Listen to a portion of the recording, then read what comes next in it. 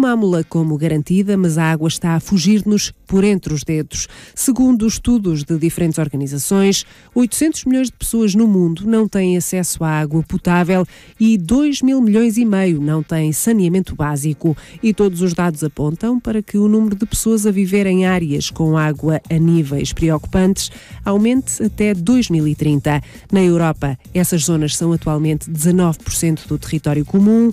Em 2070 serão 35%. Os dados são alarmantes, mas a verdade é que, apesar de vários anos de estudo, a União Europeia ainda não conhece os contornos e a totalidade dos gastos de água de todos os Estados-membros.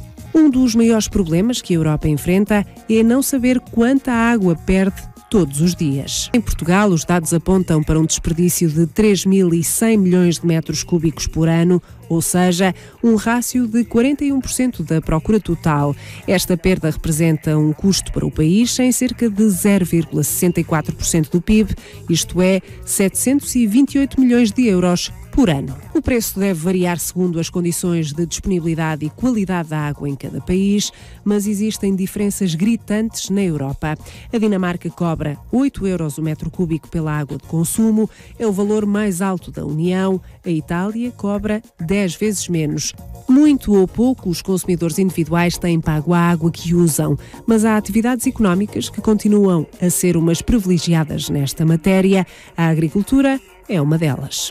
Quase 40% da água captada para fins agrícolas é desperdiçada.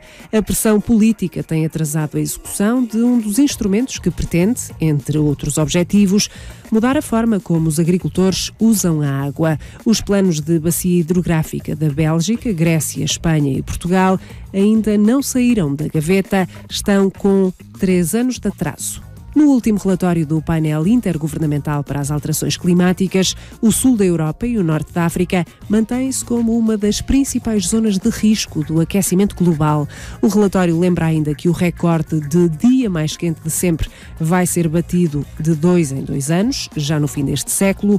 Isso significa que, por decisão política ou por força das circunstâncias da natureza, a água vai ser cada vez menos na Península Ibérica e a maneira de se cultivar aqui vai ter de mudar radicalmente muito em breve.